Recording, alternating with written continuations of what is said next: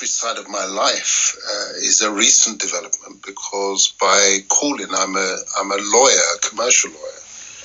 But I think it's an extension of the work that a lawyer does in terms of investigating evidence. Absolutely. If you have an interest in history, you do tend to apply the same skills and disciplines to follow the trail. I mean, I'm in that respect, I think I'm slightly different from your conventional historian. Because I'm very much evidence-led, and I do look for just like in trials, the witness is not going to confess to everything, and you've got to establish and reconstruct the events on the basis of the available evidence. And there are times when you're going to have to draw inferences from the available evidence. That will take you to a logical conclusion in the absence of rebutting evidence. And Nigeria's history is like a great criminal trial. True, in that sense. Both modern, pre-colonial as well as colonial. Absolutely. They are skeletons and dead bodies all along the trail, and you've got to sort of piece it together in order to find out who the culprits are, what exactly happened, how it happened, because the culprits, of course, are going to hide the evidence. That is the striking parallel between legal cases. Or sometimes the culprits will write their own version of the history. Yes, indeed. They will write their own version of the history. Again, it's like the culprit who comes to court. He's going to give his own version of the events, which will tend to he'll come with his alibi, saying, "I wasn't there. It wasn't me." And it's down to us to critically examine the evidence that's put before us. However convincing the book might look, however authoritative the historian might appear, we've got to have the courage to lift the veil, dig deep, test, and ask questions. And if it does not make sense, we must be prepared to say that story is not credible. There's a new book that I've brought out titled A Slave Ship Called Jesus. People's first reaction to the title of that book is that it sounds like an attack on Christianity. Well, it isn't. There was a slave ship called the Jesus of Lubeck. And I was curious as to why it was that in an evil trade like slavery, that ships would bear such devout names. Another ship was called the Grace of God. Now, that book, the research in that book, has actually added to my understanding of what happened in Nigeria and how we got to where we are. It has taken it to a higher level, because from there you get an understanding of the role of Sierra Leone in the making of Nigeria. You get an understanding of why the Ajayi Crowthers came from that geographical space. You also get an understanding of, when you look at the map of West Africa and you look at the location of that first British colony, Sierra Leone, and you see the proximity of that place to the place where the Fulani originated from, in that Senegambia area, your understanding of the Nigeria story will become even deeper. So, in a nutshell, I cover the process. A fatherless people starts with abolition of the slave trade. That is the genesis of the colonization project. And it explains the real reason. You've got to understand the real reason for abolition in order to understand how and why colonization then followed. You see, the narrative that the British and the West pushed in terms of the reasons for abolition of the slave trade was that it was a humanitarian exercise. They had an epiphany, and it dawned on them that slavery and the slave trade was immoral. But ask yourself, if that was the case, why did colonization, which is equally immoral, why did it follow immediately afterwards? It is often also said that, slavery became uneconomic because of the Industrial Revolution. But how can that be correct? Because if you gave me free labor in my law practice today and said that I didn't have to pay, I would take it. So free labor never becomes uneconomic. There must be a different explanation. The real, as I explained in Fatherless, the real explanation for abolition of the slave trade was actually the loss by Britain of America as a colony. Because up until then, they were the lead players in the trade. And the name of the game was labor was free from our area. Labor was free, so therefore you needed land in which to deploy the free labor. And at that time, France had Canada and parts of what we now regard as British America, Louisiana and places like that. Spain had the whole of Latin America. Portugal had Brazil. So everybody had their repositories.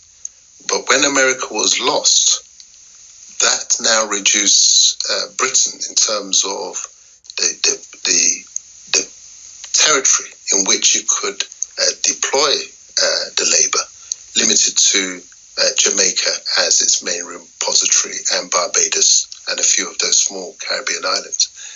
That was the impetus for changing the game, partly to starve the newly independent America of the supply line of slaves, which America itself was relying upon in order to make the new independent colony viable. So to shut off the supply, that was part of the calculation. And what led to the colonization of Sierra Leone, I explained, was the pledge that Britain had made to the enslaved peoples, our peoples, to fight for them in that American War of Independence. And when the Americans then matched the bargain and said, you fight for us, and when we win, we will free you. So come the end of the war, both sides had made commitments to the enslaved peoples who had fought for them to freedom. Now, they did not want a multicultural society at that point. They don't want a multicultural society now. Speak less of a multicultural America or multicultural Britain as at the end of the American War of Independence in 1783. So what were they to do with them?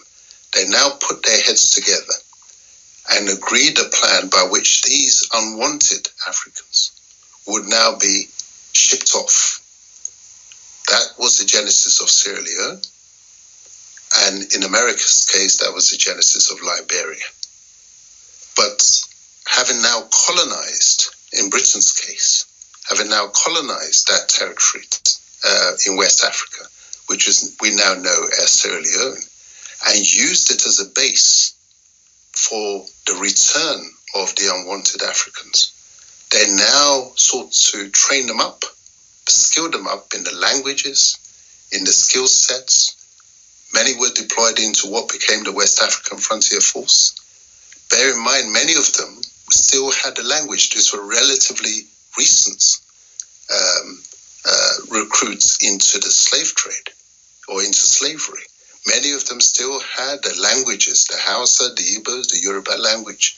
These were then used as the pathfinders in order to penetrate the wider West African space with a view to constructing the colony.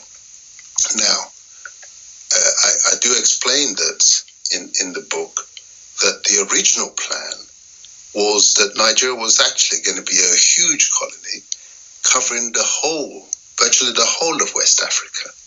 When you look at the map and you understand how the French presence was interspersed. It was simply because of a diplomatic understanding between them. Because bear in mind, Britain had already taken the large chunks of southern Africa, where France did not have a presence. If you look at the map of Africa, you see that France does not have a presence in southern Africa. And so it was a trade-off to allow the French slices of the action along our territorial space. Now, when we now come to Nigeria, more specifically, to really understand the story, you've got to actually go beyond Lugard and beyond Goldie. There's a gentleman that doesn't get sufficient attention in many of the commentary, but he actually is the grand architect of Nigeria. He was the boss of Lugard. He was the boss of Goldie. That gentleman was the colonial secretary, Joseph Chamberlain. Now, I've taken a special interest in Chamberlain. His nickname was Joseph Africanus Chamberlain. He was the ultimate imperialist. He was the colonial secretary in the period from 1895 up until 1906, the longest serving colonial secretary.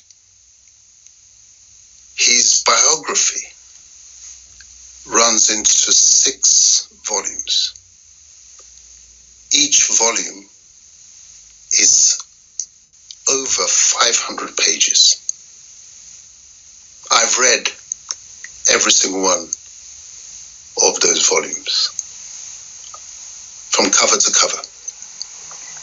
And there you get a deeper understanding of the Nigeria story. He was known as Joseph Africanus, rather than Joseph Nigerianus, if you like, because his brief extended to the whole of Africa.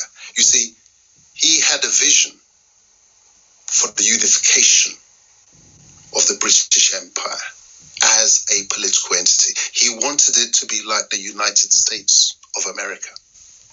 Unification, that federation that he was trying to build, embrace Australia, New Zealand,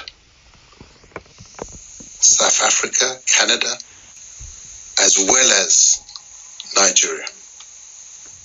Now, the background to his conquest of the North was actually a war. So what you saw and what Basil was outlining in terms of the process by which the North was conquered had actually been played out in South Africa in the Boer War, which ended in 1902.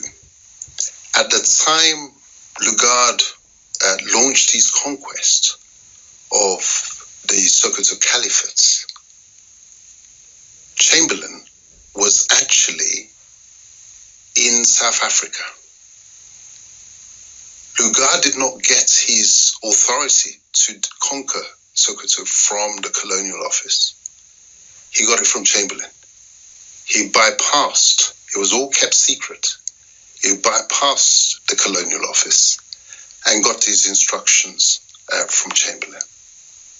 Now, here's an important detail. It's not in Fatherless. It will be in the later edition. But here's an important detail.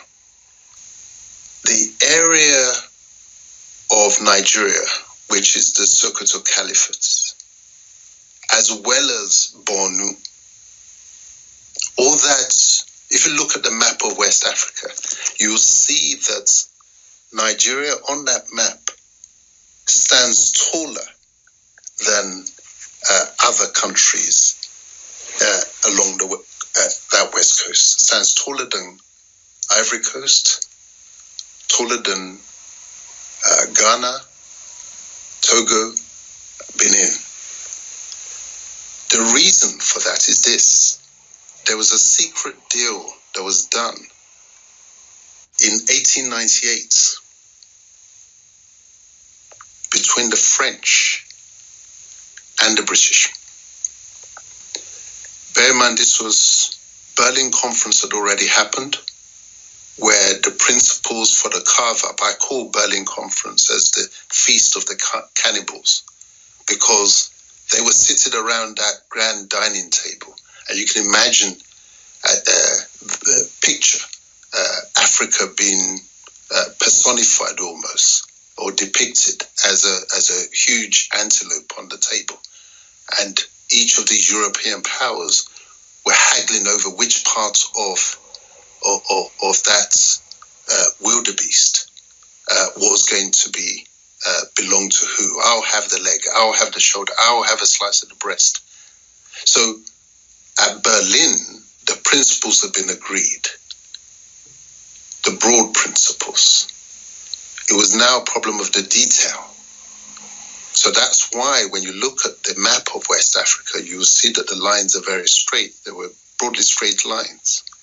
And the criteria that was being applied, that it was agreed, was effective presence, boots on the ground.